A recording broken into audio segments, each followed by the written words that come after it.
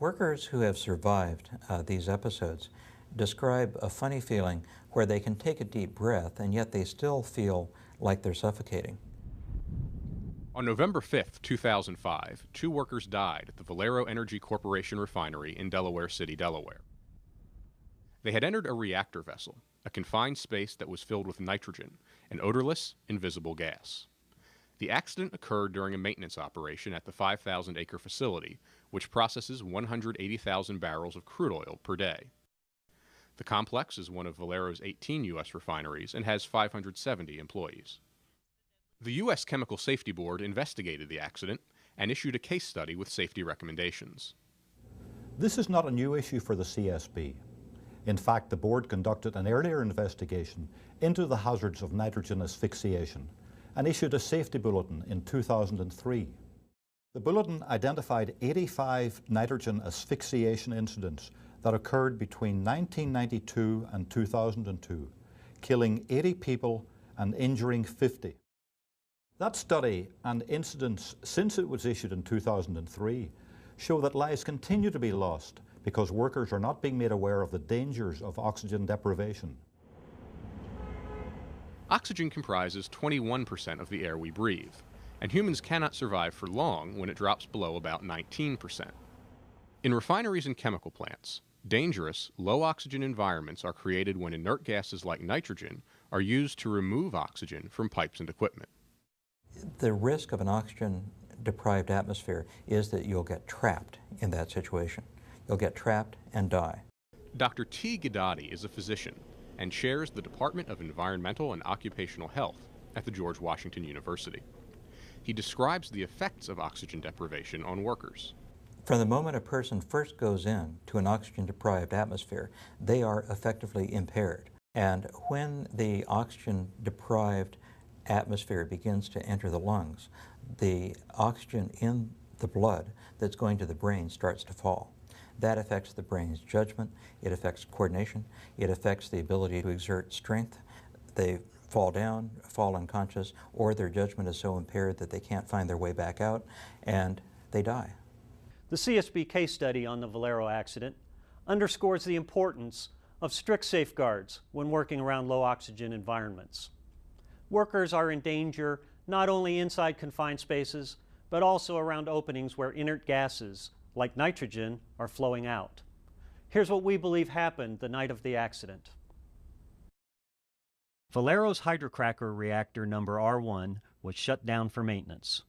A large pipe elbow had been removed, creating an opening surrounded by large steel bolts in the middle of the platform. Workers had wrapped red tape around the bolts and covered the opening with plywood and plastic.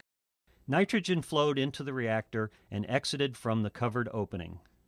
Nitrogen is invisible, but it is colored light green here for illustration. Workers had attached a sign reading, "Danger, confined space, do not enter without permit." However, there were no specific warnings posted about the nitrogen hazard. A crew of Matrix contract workers had received a Valero-issued permit to reinstall the pipe elbow. The Safe Work permit did not warn the crew that the reactor was filled with nitrogen. In fact, the permit stated, quote, "Nitrogen purge NA, not applicable." 2 contract workers removed the plywood cover and cleaned the ledge around the opening. At about that time, a 3rd worker noticed a roll of duct tape lying 5 feet down inside the reactor. This presented the crew with a problem.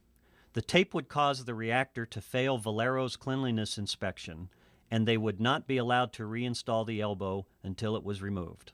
However, entering the reactor to remove the tape would require obtaining a specially trained and equipped crew and a confined space entry permit from Valero. That process would take many hours and delay the installation of the elbow, which was to be completed before the end of the night shift, now half over. In addition, the crane needed for lifting the 5-ton elbow into place had just become available for a short period. To avoid the long delay, one worker stood near the opening with a long, flexible wire and made several attempts to hook the tape. But he was unsuccessful. What seemed like an easy task just wasn't working. Most likely, the worker then got closer by by sitting on the ledge of the opening with his legs dangling inside, but he still could not remove the tape. Based on the evidence, the CSB developed two possible scenarios for what happened next. In the first scenario, the worker lowered himself into the reactor to quickly grab the tape, relying on his foreman nearby to insert a ladder so he could climb back out. But after lowering himself into the reactor, he inhaled the nearly pure nitrogen inside. Deprived of oxygen, he quickly collapsed. In the second scenario, the worker on the ledge leaned over the opening, trying to get closer to the tape. At that point, he either accidentally slipped into the reactor, or he breathed in the oxygen-deficient atmosphere just above the opening, lost consciousness, and slid in. What happened next added to the tragedy. An eyewitness saw the foreman and the contract administrator peering into the reactor. The stricken worker was lying unconscious inside. The foreman quickly inserted the ladder into the reactor and climbed down to help his fellow worker. But without a breathing apparatus, he too collapsed from the lack of oxygen. The contract administrator declared an emergency on his radio. Valero operators then sounded the unit alarm. When company emergency responders arrived a short time later, they saw both victims lying motionless inside the reactor. A handheld meter inserted through the opening showed less than 1% oxygen, a lethal atmosphere. Wearing supplied air breathing equipment, the responders entered the reactor. A rescue hoist was used to remove the workers. It was now almost 10 minutes since the first worker had collapsed. Attempts to revive the men were unsuccessful, and both were later pronounced dead at the hospital. The CSB believes the two workers died within a few minutes of entering the nitrogen-filled reactor. This tragic accident was avoidable. The CSB determined that company training programs and industry good practice guidelines do not adequately warn workers of the dangers of oxygen-deficient atmospheres inside confined spaces. This video shows the inside of the Valero reactor where the accident occurred. The roll of tape still visible just 5 feet below the opening. It's a situation where a worker might be tempted to believe he could quickly get in and out to accomplish what appeared to be a simple task. But safety experts warn that would be fatal. It is far too dangerous for any worker to try to duck in and duck out holding their breath. You can't hold your breath long enough or reliably enough to do this. Nitrogen gas hazards are not limited to the inside of confined spaces. The CSB concluded that industry safety guidelines, Valero procedures, and OSHA standards do not adequately warn of low oxygen hazards outside of confined spaces near openings.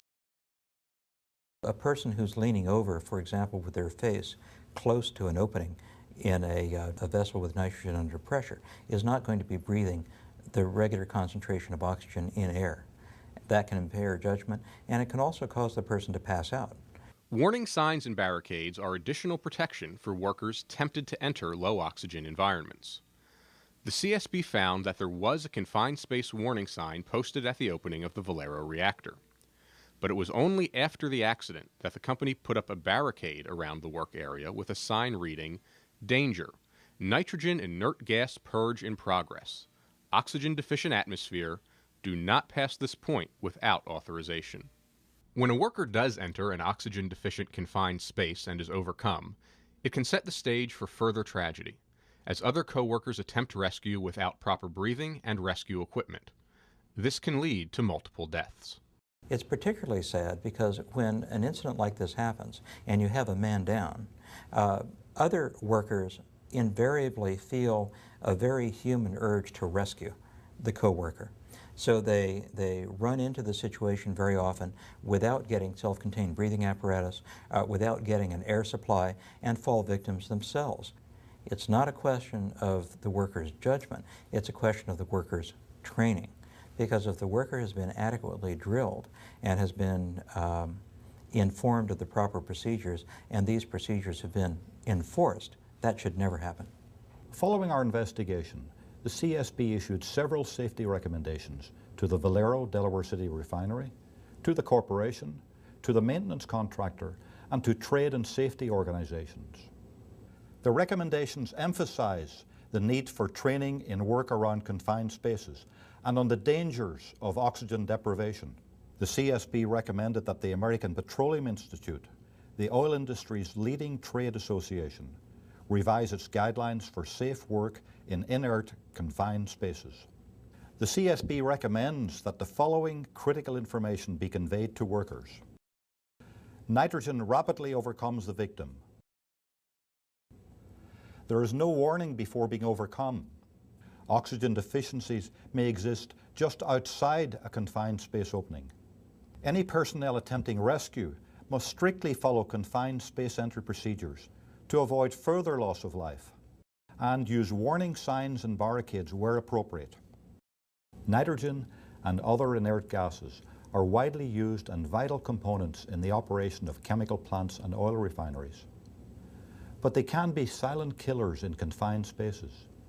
The CSB believes that lives will be saved if companies provide comprehensive training and strict enforcement of safe work procedures. To view the written CSB case study on Valero and the CSB Nitrogen Safety Bulletin, please visit our website at csb.gov. Thank you for watching this CSB safety video.